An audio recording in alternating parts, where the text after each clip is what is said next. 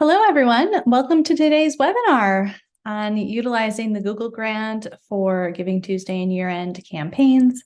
My name is Jenna Notar-Francesco. I am an account executive here at CauseVox, and I'm joined today by Melissa Chipineri, the grant manager at nonprofit Megaphone. And I am super excited for her to share some new tips and tricks about the Google Grant just in time for GivingTuesday and Year-End. So we will be getting started very shortly. But for now, I will just go over some quick housekeeping. I want to welcome everyone again, first of all, and let you know that today's webinar is being recorded. And if you have any questions throughout today's webinar, if you have questions for Melissa, just chat them in. You can chat them in, or you can use the Q&A panel at the bottom. I think Q&A is probably better, just to make sure we keep track of all of them that come in. And then, I will open up the chat. Definitely feel free to chat us in your name, where you're from, your organization, and today's burning question of the day. Is it Google Maps or Apple Maps? What are you? Are you a Google Maps person? Are you an Apple Maps person? This is important because we're talking about Google, so I don't know, we have to know. So I'm just gonna let you get to it, and we'll get started shortly.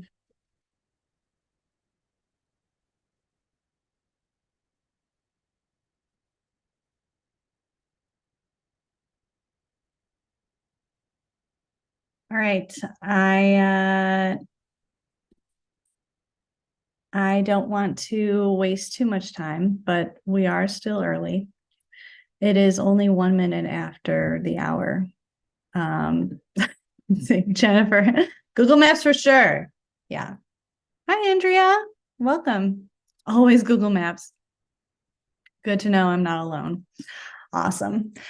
I just want to, let me find my slides here, and then we will not be lost anymore. Okay, great.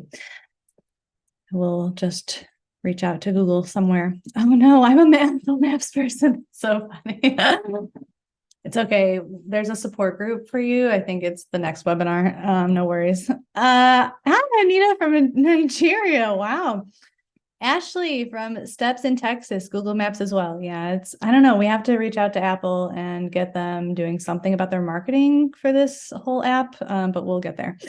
So Melissa is the grant manager at nonprofit Megaphone, and they are the gurus over there. And I know that she has a wealth of knowledge and so much experience with just helping nonprofits and organizations really maximize their potential with the Google Grant. And so we're going to learn exactly how to utilize it today for the upcoming fundraising season, which is really kicking off very soon. And it's one of the biggest seasons for nonprofits. So it's really important that we have all of our tools in the arsenal being used. A little bit about CauseVox in case you're new to us. CauseVox is a digital fundraising platform, and we help organizations raise funds online very easily. And we really take into account all of today's best marketing practices and techniques to put your donors first. Really, it's all about donor preferences, is what we found in several of our research recently. So we offer best-in-class fundraising through your donation pages in mobile wallets and campaign sites, and all of it is customizable. And we also offer hands-on support and onboarding, as well as our top-rated fundraising education, which you can see in the form of guides, templates, and webinars like today's. So again, if you want to unlock modern fundraising, you can do it on CauseVox and get really updated, branded, and fully customizable donation forms and campaign sites, because today's modern donor is more apt to give when it's on a branded and storied site. So you want to keep the donor story and the donor user experience in mind. So if you're interested in sort of upgrading or modernizing your donation form or campaign site, you can do so on CauseVox, and you can check us out with one of our pre-recorded demos at the schedule demo. I think it's like our, whatever our schedule a demo page here is. You can also, on that same page, schedule a one-on-one demo with me, and we can talk more in detail about, what it looks like for CauseVox to, be your hosted donation form year-round or for event fundraising.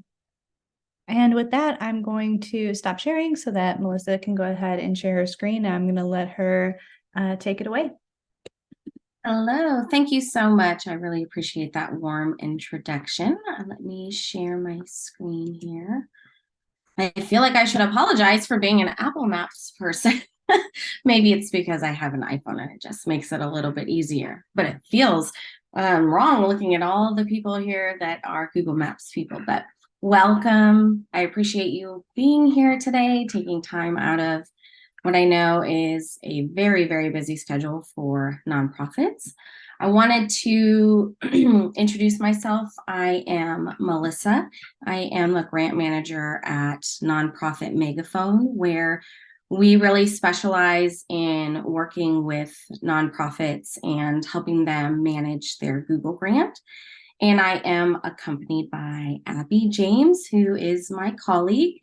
She will be fielding the questions in the chat as much as I will try to keep up with all of that. Sometimes that's difficult and we don't want to miss anyone. So she will be working on those pieces.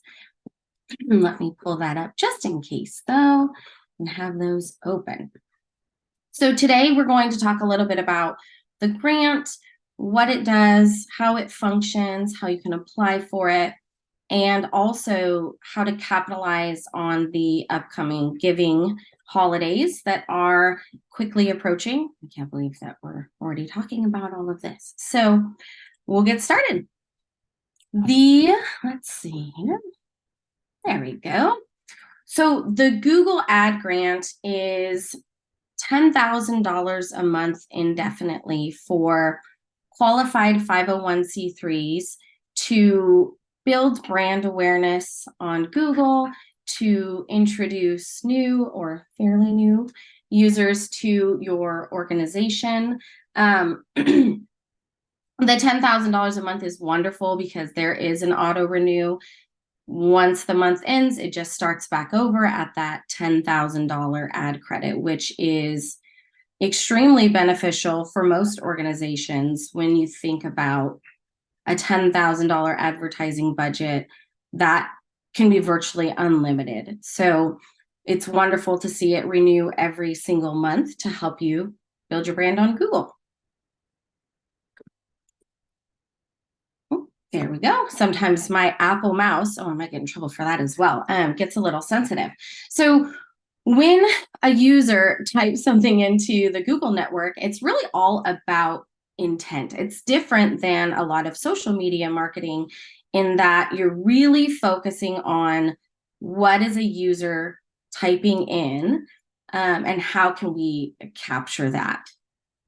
So when you type something into the search network, it's called a keyword, and Google works to generate results that they feel are really tightly targeted to your intent. And businesses and organizations are bidding on that set of keywords to determine how much one click from one user will cost. So what you see here is a little bit older. Now you actually do not see the terminology ad. It says sponsored, which I like to say sounds a little bit better. It looks a little bit better, kind of a euphemism for ad.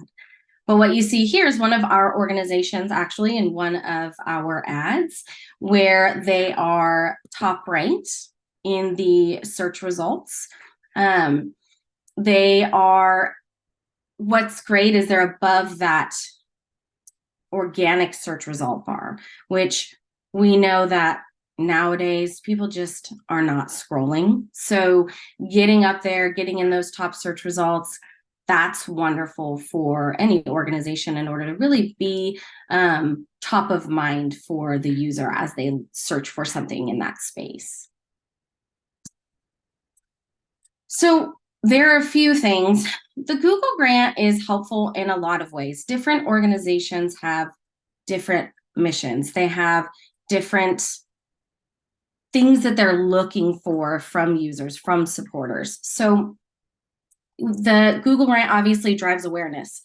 Google gets 8.5 billion searches every single day. It is an excellent resource to really capture a wide audience that has the potential to really be supportive of your organization and your mission. You can promote events. If you have end of year events that are coming up, if you have annual events, the Google grant is wonderful in being able to put those out into the search network. And there's multiple ways that you can promote an event, multiple keywords that you can use to really try and capture a user's intent. You can sell tickets. You can engage donors. There's a lot of that thought leadership where you're putting out these big ideas and you're garnering support for that. And then attracting visitors. Dog rescues, Aquarium of the Bay, one of our organizations, those types of organizations are looking for someone to come in. Children's museums. They're wanting their user to show up, build a relationship, and end up with that long-term support that they can get from having someone show up on their doorstep. The process has changed, so I'm glad that everyone is here. It looks a little bit different than what it looked like when we were doing this a few months ago. So there's 5 steps, which we'll talk about in a little bit more detail. We're looking at eligibility requirements, registering with %, enrolling for Google for nonprofits, prepping your site, and submitting the application. So in order to qualify, you have to be an eligible 501c3. And I actually think that they have expanded their countries. It's more than 50, but there's a link here and you'll be able to access that after the recording is finished and that is sent out to you. So there's 50 countries or more. You agree to their nonprofit terms and you have a wonderful website that's high quality. It goes back to Google is looking to provide this great user experience. They're giving $10,000 a month to qualified 501c3s. So they want to see that there is this wonderful user experience that's being provided. They want people to stay. They want people to continue giving them their 8.5 billion searches. They want to be a verb. So they do have website policies and program policies that must be upheld in order to maintain compliance and be eligible for the program. You are not eligible, but don't log off yet if you're one of these orgs. You're not eligible if you are a government entity, if you are a hospital or healthcare, or a school or academic institution. However, if there is a philanthropic arm, an extension, that is a charity that is associated with those organizations, that arm is eligible. So the process, what does it look like? The first thing you do is you go to Google for Nonprofits. It gives you this opportunity to click a Get Started button and you follow the steps. %, this is where it's changed a little. % will contact you and it looks similar to this. If you look at %'s site, they will contact you for more information and documentation. So keep an eye out for that particular email. Most requests are reviewed pretty quickly. That's what's wonderful about moving forward with the grant. It can be a fairly quick process in comparison to some other grant application processes. So if you do not receive a contact from them during that time frame, check the spam folder and then contact % if that's something that you have not yet received. When you go to enroll for Google for Nonprofits, you'll need your tax ID number, employee ID, EIN. You'll go to the Google for Nonprofits registration site. You'll agree to their statements about non-discrimination. and you'll fill out your personal contact and organization info.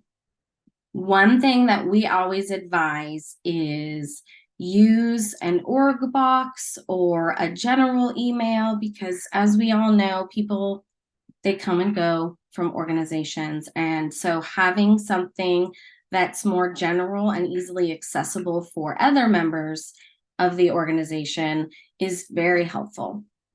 We get a lot of nonprofits that come to us. They tell us we've been locked out. We have no idea what the email is. We're not sure if we've been registered. So keeping that something that's a little bit more broad is very helpful. And then you submit and you wait for an answer from Google. During the application process, Google is going to look at your site. It goes back to having that high quality user experience. So Google is checking for conditions before saying yes. They are looking for your EIN. They want a statement that is regarding your mission.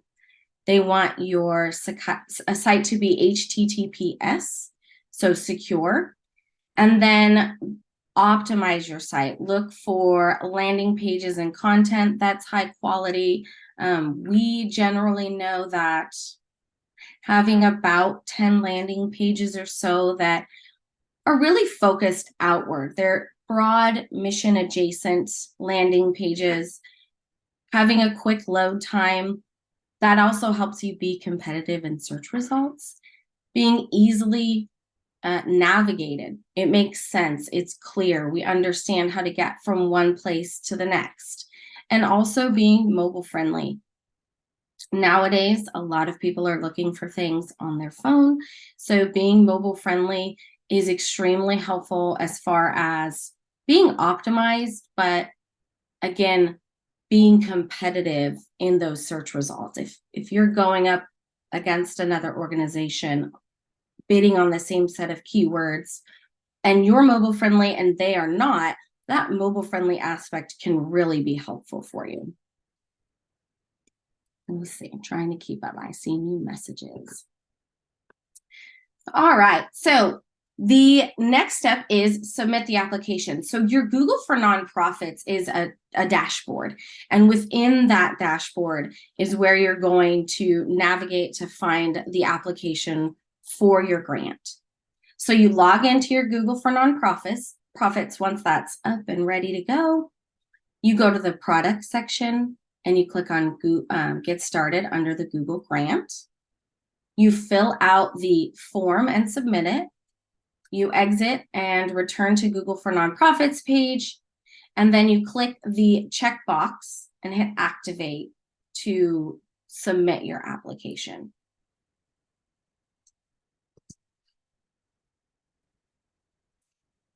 So the few things that we like to mention is we know that there are a lot of nitty-gritty details, eligibility requirements. They're not just giving $10,000 willy-nilly without having some parameters. The great thing about having parameters is there's clout in the program, and you're also working to ensure that the ads that are generated for your account are going to be high quality, that it's a really good investment of those funds.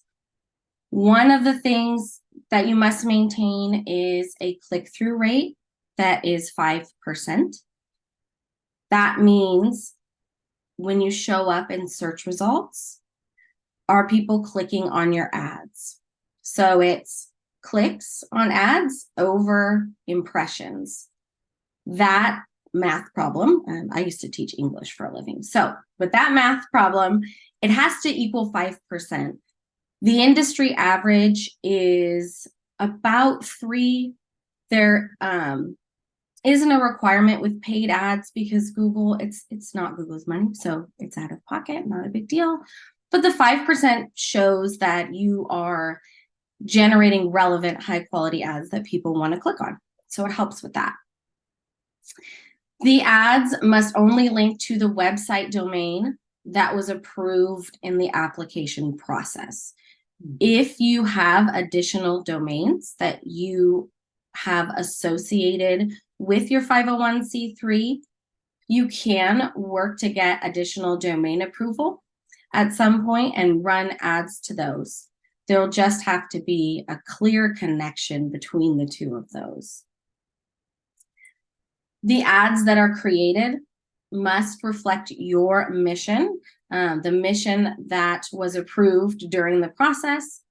The keywords must be relevant to your programs, your services, your mission. Keeping an account active is important. Log in at least once a month. Make sure that you update it every 90 days. It would be better if you updated it more often than that, but you're busy, so we understand. But if you can do it more often, that's wonderful. That shows Google that you're still using it, the help that they've given, the $10,000 that they have provided for you.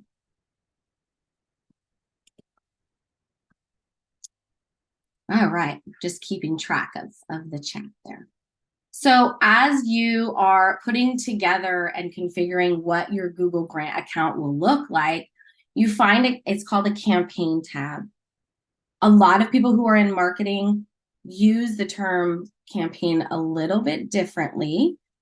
Campaigns are your overarching umbrella ideas, like your brand or an events campaign. You'll be able to build campaigns with keywords that target your intended audience. You're writing your ad copy there, choosing the landing page that you are advertising, and a lot more. So you follow the required structure. We recommend then to make sure you're doing some diligent keyword research.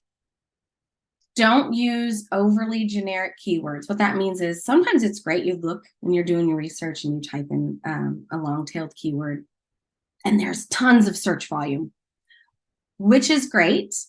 But you also have to remember that there's a balance. You want to cast a wide enough net that you do have a great audience, a great potential for users. But at the same time, you don't want it to be so overly generic that those clicks are not going to yield good results for you. You also want to avoid single word keywords. Those are not allowed with the grant. But for instance, if your organization is one word, you can get that approved so that you can advertise your organization's name. And then keywords must maintain a quality score of at least 3. So keep an eye in your Google Grant account that those keywords have a decent quality score. The other thing you want to do, enable site link extensions and setting up your Google Analytics account. That is required. Google is now on GA4, so make sure that you have GA4 up and running and you are tracking what people are doing when they are on your site so you can see that return on investment. Quality score, oh, your keywords have. The quality score, you will be able to look through your keywords in your account and search by quality score and see if there is anything that is less than 3. So when you're doing your check-ins on your account, whether that's you're doing it monthly, weekly, daily, checking on those, typing it in to see if there's anything that's less than a 3, it'll pop up if there is a keyword that is less than that, and then you can go ahead and adjust it. Good question. So let's look a little bit about how these ads are structured. So you start with that big idea, and from there, you have a campaign, and under your campaign, you will have 2 ad groups. That is required. If you start a campaign, make sure that you have at least 2 ads that you can put into that campaign that are relevant. Women's rights, voter registration, holiday giving, those types of ads will fall under one of your campaigns. From there, what we're looking at is your keyword set. So let's say you have one campaign that you generate, you start it this month, and it's going to run through the first of the year. That campaign with those ad groups you're going to start looking at what are people typing in when it comes to year-end giving, Giving Tuesday, holiday giving, giving to charity, and generating ads centered around those sets of keywords.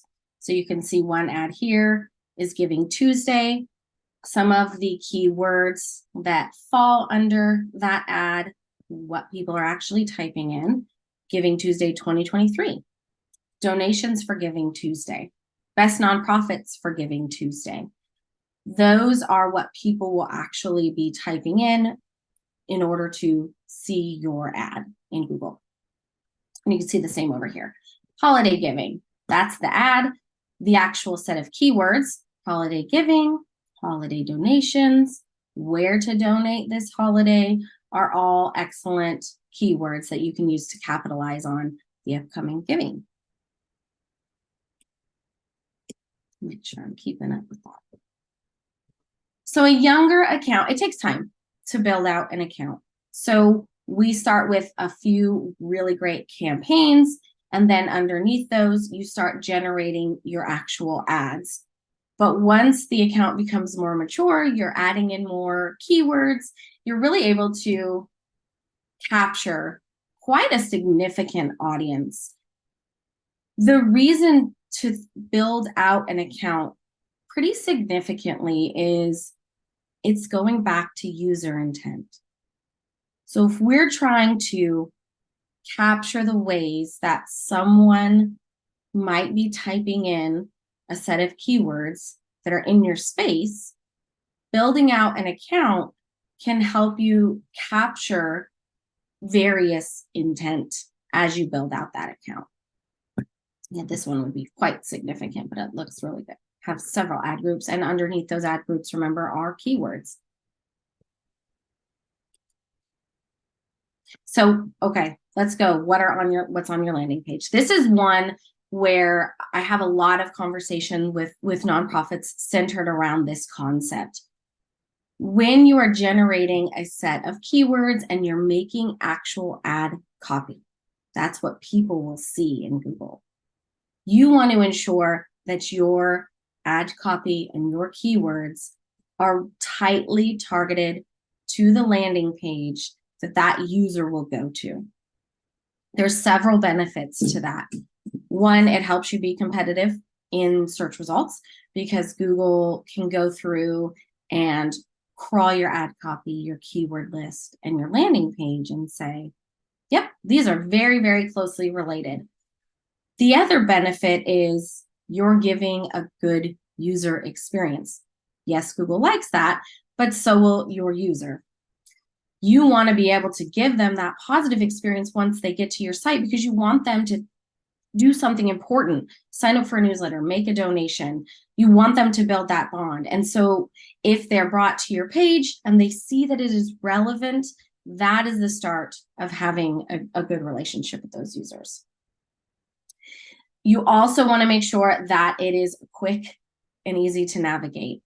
If I have to scroll, and scroll to find what I was looking for when I clicked on the ad, that isn't necessarily a great experience. Most people don't have the time or the attention span to go ahead and scroll all the way down a page to find that information. So you want to put important information towards the top so that users, when they arrive on that page, they see it right away and they see the relevance and they don't just leave your site. So when you're looking at your content, when you're looking at the words and what on your page, you're looking for a few things. We talked about this a little. We look for 10 landing pages that focus on a single topic, that people are searching for that topic. That is, when you conduct your keyword research, are people looking for that topic? It has calls to action. People actually like to be told what to do next. So if you embed your calls to action, like learn more, sign up for a newsletter, donate today, become a volunteer. If you embed those in the pages, that is extremely helpful. That helps those users who came in and they're learning about this single topic, that helps them learn more about your organization as well. What are the other things that you do? What is your mission? That is that bond that you need to build with your users when they come to your site. We also look for 300 or more words on the page. That gives the opportunity to have more keywords embedded in your account. That gives more opportunity to really build out a great ad using the language that's on your site. So having that 300 words is definitely a benefit. When we look at, okay, anything really could be promoted if it's on your page with the ad, most anything. But what drives traffic is promotable content. And what we mean by the word promotable, that's broad mission adjacent topics. Be in the mindset of a user who is new to your organization or fairly new. They're not looking for board members because they don't know to be looking for board members. They are looking for things like activities to do near me. They're looking for this one right here we have written. So let me pull that up really quickly. They're looking for cure initiatives. They're looking for research findings. This article was actually written by our team. DMK, that's what we call her. She's amazing. She's a rock star. She writes phenomenal content and is very, very meticulous and studious about what she puts together and has actually won awards for it. But having that piece of content, having something that people can scroll through and learn more about you, these are the things that people are looking for when it comes to the grant, that broad mission adjacent content. And you can see that even in here, there are links to other parts of the page. Those also are ways to build an excellent relationship with your user. It helps them learn more about you in that way. The other things that are promotable, events. Events are wonderful. Classes that you put on, those are phenomenal. Programs that you're offering, services, volunteering, job opportunities. People are looking to put on food drives near me. Those types of things people are looking for. And then topics that are really broadly searched but are in your space. There are ways you can check those to do that research, like Google Trends and Answer the Public. Those are great sites to go ahead and kind of conduct that research to see what the search volume looks like. Okay, so this is important, right? This is where all of our nonprofits, okay, how do we get people to take an action? The first part is building that awareness. They have to know you exist in the first place. So you do that with your ads.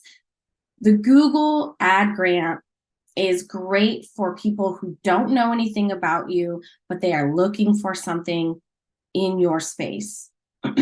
So they are going to give you that first touch with a lot of your users, people who have not already been on your site. Ellen, I see your question. Walk you through one from the search engine to the landing page. Okay, I see what you mean. It's difficult to get into Google and immediately find a grant ad on my end because most of the organizations that I know, if I were to type them in, I wouldn't necessarily immediately see an ad. The reason for that is Google knows I know them. And so Google doesn't want to waste their click on me typing it in. So sometimes it's harder to find those on the spot than it is if you just are searching for something that is near you. Let me see here. The other piece is you're getting your first touch from Google, right? So they're introducing the user, but most people don't get married on the first date. That's the analogy I like to use. So you have to develop a relationship with them. And you do so by keeping them interested, making sure that your content is relevant, your content is tied back to what they were searching for. Yes, the landing page is residing on your website. Yes, absolutely. So the landing page, to answer Ellen's question, is a page that is on your domain.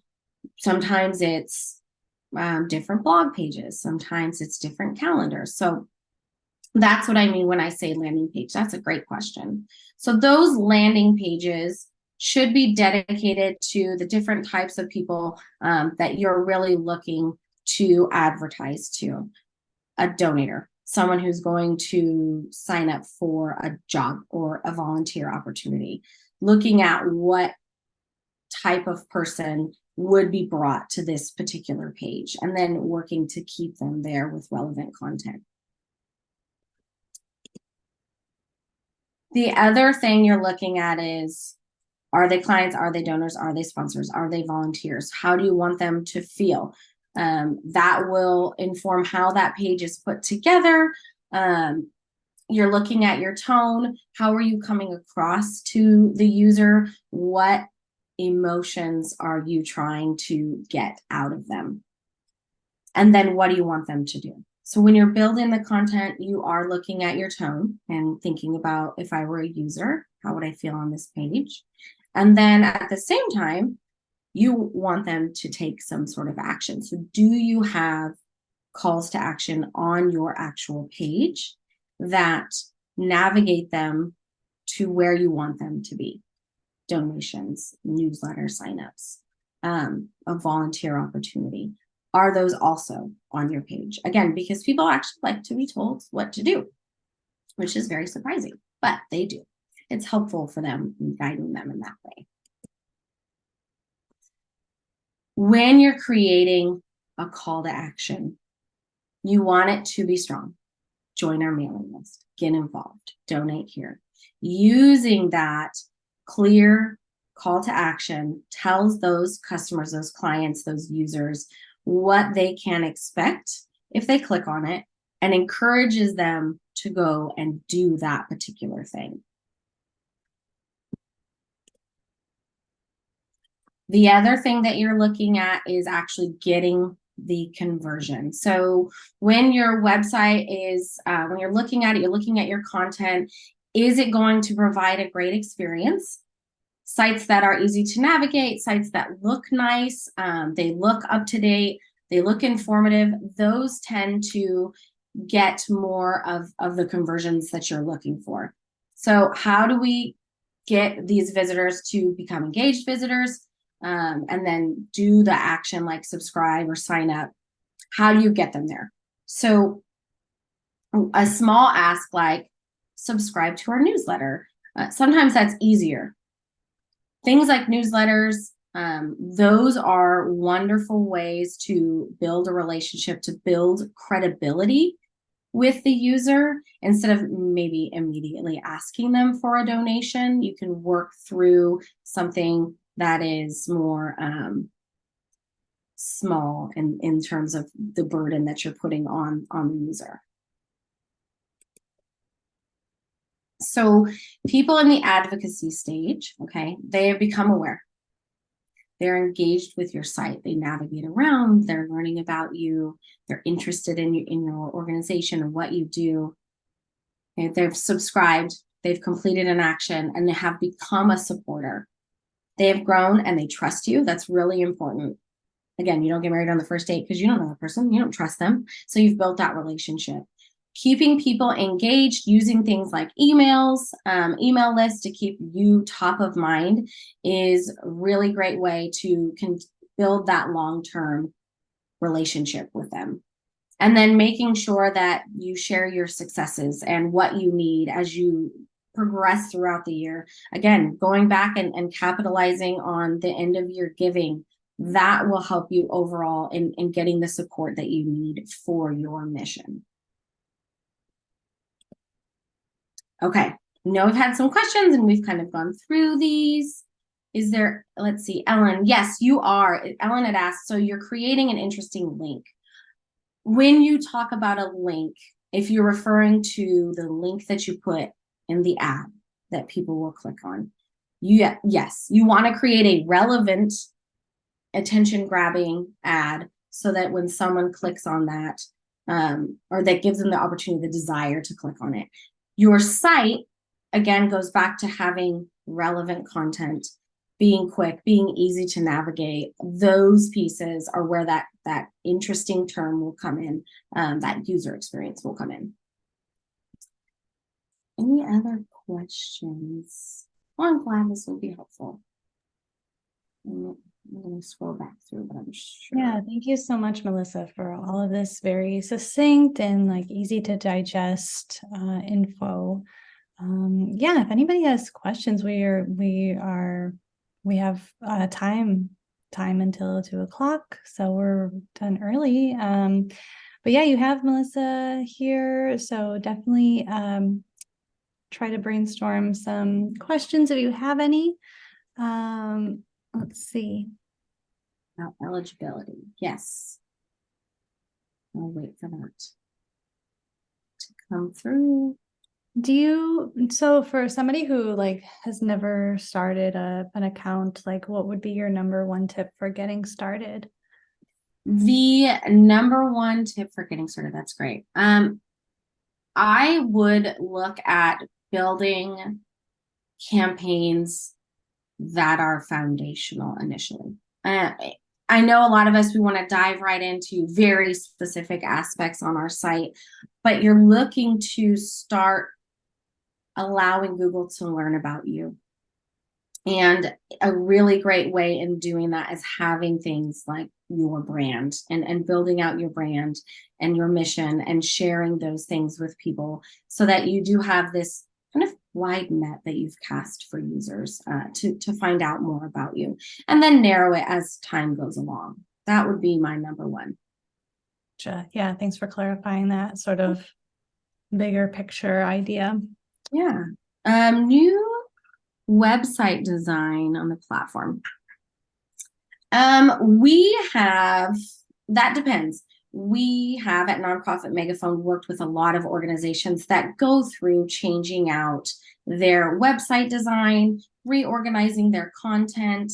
As long as you're diligent and you keep up on the ads as maybe a landing page changes. I don't foresee website design changes being a significant issue if you have the capacity to keep up on those changes on the Google brand end. If you are completely changing your domain, that will be something that I would wait on as far as getting the grant. And then I would use the domain that is new that you plan on using for your grant with your Google brand. Let's see. What does Megaphone offer to support campaign creation? Nonprofit Megaphone, when it comes to our particular clients, we take on everything. We create your ads, we do your keyword research, we get the grant for you, and we're in there on a consistent basis, really making sure that we're keeping track of all of those nitty-gritty details. So when it comes to the grant, we do all of those pieces. We support it. We make sure the geo target's right and the budget looks good. All of the small parts. Let's see. We're a community action agency, so we do have federal funding, but we're privately funded from different sources. I wonder if you know if our organization would be eligible. Abby, I know you're in the chat somewhere. You are a 501c3. You might have a clear understanding. Let's see if you can answer. I hope I pronounced your name right. Shiva, if you can answer her question about eligibility. Thank you so much. I was looking at a specific event for the first time. Been working through the total brand for a while. Do we just add this as another ad with an end date? You, Kieran, yeah, you can have an events campaign where that's where you put in all of your events. Maybe you have one that ad under that campaign that's general and it runs all the time. There's no date in it. It's just events that are very broad And as your specific events come around, you can put those in that same campaign and pause them if the date has expired. Let's see. Can you speak more? The healthcare organization exclusion, what about provider education and patient navigation? So we do have organizations that we work with that do work in the healthcare space. They are not hospitals. They are more like you said, educational. So Glaucoma Research Foundation, wonderful organization. They work to build awareness. There are a few parameters when you're working in the healthcare space that you would have to abide by. That would be listed under Google's policies, such as healthcare certification, those types of things. But hospitals are really where that focus is when we talk about eligibility and being ineligibility. How long does it take to get the ad grant? It's pretty quick. The turnaround, depending on how quick you are as far as getting the process done fairly quickly, it doesn't take too long. The percent, that's newer, but it still seems to be a fairly quick process. I want to say when we do the whole thing, it takes us a couple of weeks total to do all of it. Hearing back from Google once you've applied for the grant specifically, they're pretty quick. They say up to 7 to 10 business days, but we can hear back as quickly as a couple of days after that submission. So first create landing pages, which is your event campaign page, and then the keywords and then launch. Yes, you would have to have a landing page with the event on it. Then what I would do is as you're adding language to that page, I would be conducting keywords research at the same time. That way, when you are generating an ad, you know that there's search volume around that particular keyword that you've put in, or keywords, and then you can generate your ads. If Google rescinds the grant because you have a low click-through rate, lack of activity, can you reapply? Yes, you can reapply. The process, Abby, can you speak to the process? I know you get a grace period in the beginning. Google knows that they're slow. So you get that grace period at the start. And then I know that it has to be 2 consecutive months below 5%. But if you fall out of it being eligible, yes, there is a application process to get back to the grant. I think Abby is answering that piece. The average cost for Megafund to manage this grant. So for us, with our nonprofits that we work with, the most popular plan that we have is $6,990 for a full year of management. That includes campaigns, ad build out, clear communication, data studio reports, but that one is the most popular plan that we have, $6,990 for a full year. How would you do the research? The research, we use things like Answer the Public, which you will have in the follow-up slide deck. We use Google. Inside the actual account, there's an opportunity for you to go in and conduct keyword research in the actual Google Ads account so that you can see what Google's results are there. So there are a couple of different sources that you can use in order to do the keyword research. Our website is scheduled for a remodel. The web address will remain the same. That's what I meant by the domain. Domain would be, for instance, glaucomaresearch.org. That's your main domain. As long as that stays the same, it's okay to have the ad grant and work through the changes there. If you get a completely new one, let's say it goes from Glaucoma Research Foundation to glaucoma.org, that's a change. So Google is going to want you to advertise the domain that you used on the application. So if that piece changes, then you'll want to make sure that you are keeping up on that. Ellen, you are so welcome. Let's see, is there anything else? These are great, great questions. Google Grant Accelerator.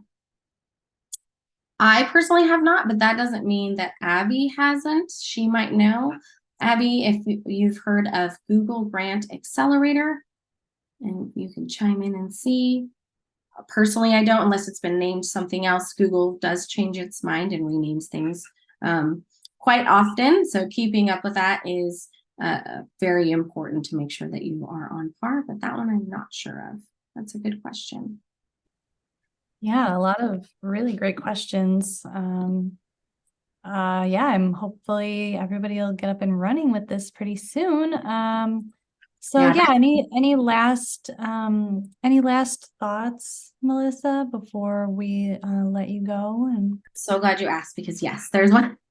I want to make sure if you don't have the grant, and even if, let's say you do have the grant and you want to start advertising those year-end ads, using those keywords, you want to get started soon, because Google is going to take time to learn your bidding strategies and your geo-targeting and all of those small aspects. So getting started ahead of time is really important.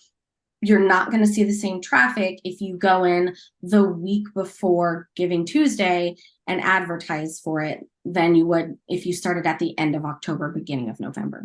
So making sure you give Google time to learn those ads is really important if you're going to get started on those soon. gotcha. So getting started sooner rather than later, I guess. Yes. Awesome. Yes, this has been so helpful. I'm echoing Jessica and the other people attending here today. Thank you so much, Melissa and Abby, for your expertise in this field here. One more question from Ellen. I don't know if you can see that in the Q&A. You can launch one campaign at a time, as long as you have the right amount of ads within that campaign. Just remember that a strong foundation with a couple of them is beneficial to your account. So you don't necessarily have to have 10, 15, 20 campaigns, but having a couple will be helpful as you build out your account. Awesome. And great. Yeah. And I'm sure, Melissa, you don't mind if people email you if they have any additional questions. Please do. Let me see if one second. I want to just copy your email here. I can just put it in the chat, and then we'll have everybody free to go here. So here's Melissa's email if you need it. And then for CauseVox, if you're looking for, you have your Google ads set up and you need a great donation form, for example, to help people process those donations once they get to your site, you can check out CauseVox.